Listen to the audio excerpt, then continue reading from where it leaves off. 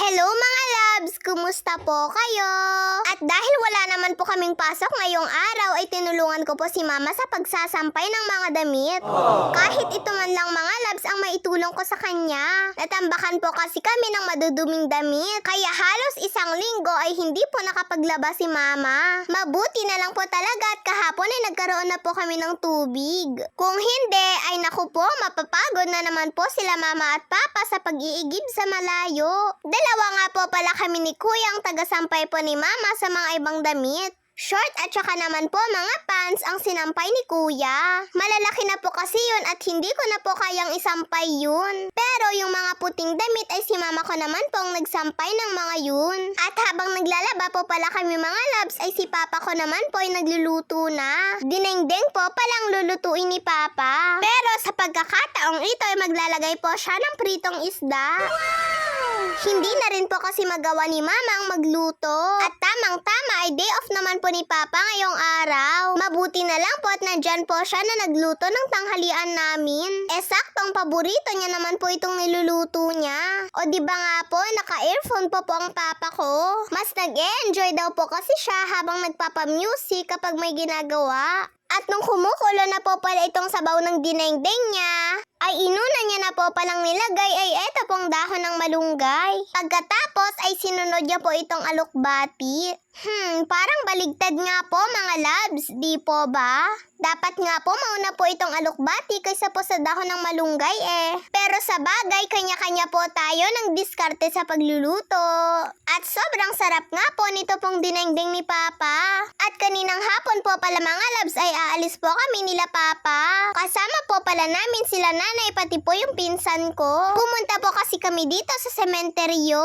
Birthday po kasi ng tatay ko po ngayong araw. At kailangan po namin siyang pasyalan mga loves. Baka po kasi magtampo siya. Lalo na po at napaginipan daw po siya ni nanay kagabi. At para nga pong pinapaalala niya kay nanay na birthday niya po ngayong araw. At kahit naman po hindi mapaginipan ni nanay si tatay ay pupunta po talaga kami sa kanya. Syempre, special day po ito ni tatay Kahit wala na nga po siya sa piling namin ay kailangan lagi din po namin siyang pinapasyalan. 2 beses na nga po itong birthday ni tatay na hindi po namin siya nakasama. Last na nga lang po nung 2021 po namin siyang nakasama sa huling birthday niya. Hanggang ngayon ay hindi pa rin po ako makapaniwala na wala na po si tatay sa amin. Namimiss ko nga po na lagi ko po siyang kinukulit. Lagi ko nga din po siyang kinakantahan at lagi ko din po siyang sinasayawan. O edi syempre patawa-tawa lang po ang tatay ko. Tahimik lang po kasi kapag po tumawa si tatay. Yung wala ka po talagang maririnig na boses kapag po tumawa siya. Kaya gustong-gusto ko nga po siyang patawanin mga loves. At lagi ko nga din po siyang nilulok at binibiro. Kapag po kasi nakikita ko pong tumatawa si tatay, pakiramdam ko nga po ay gumagaling po siya. Eto nga po mga loves at kinakantahan na po namin siya ng happy birthday. Yung paborito nga po ni tatay na niluluto po namin pag birthday niya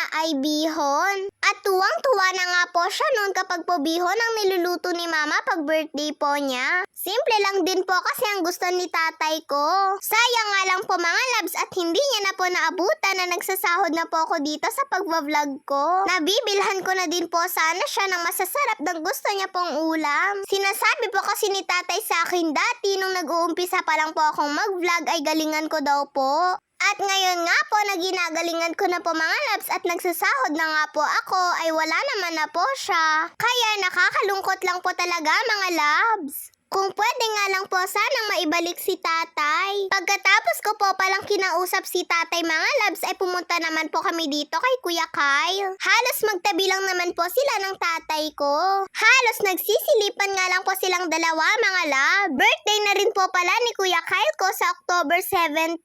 Ilang araw na nga lang din po mga loves. Nakakamiss nga din po itong kuya ko. Kung nabubuhay nga lang po sana siya ay malaki na rin po siguro siya. Pinsan ko po pala si Kuya Kyle mga loves. At kaedad niya nga lang po pala si kuya ko. Sila nga po pala ni Kuyang magkasundo nung nagkakasama pa lang po kami sa isang bahay. Hi Kuya Kyle, kumusta ka na po kaya? Eto nga't namimiss ka na ni nanay. At pagkatapos po pala naming dumalaw kay Kuya Kyle ay nagpaalam na rin po kami sa kanya. At bumalik na rin po pala kami kay tatay para po magpaalam na rin po. Kung nasaan po kayong dalawa ni Kuya Kyle, tatay, ay alam ko po na masaya na po kayo. Sobrang namimiss na po namin kayong dalawa.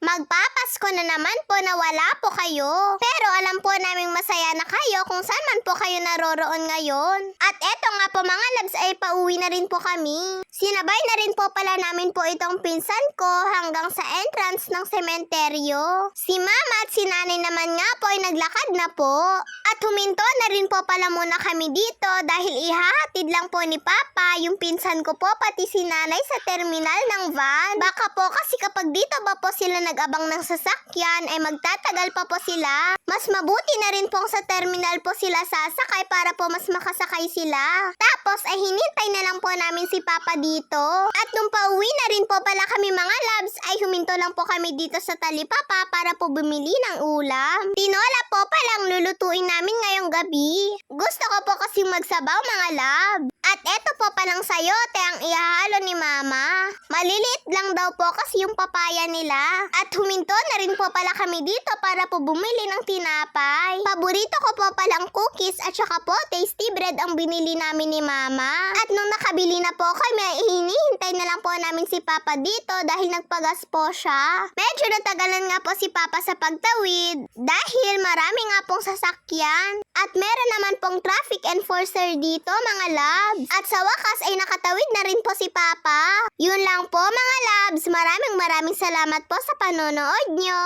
Bye-bye po!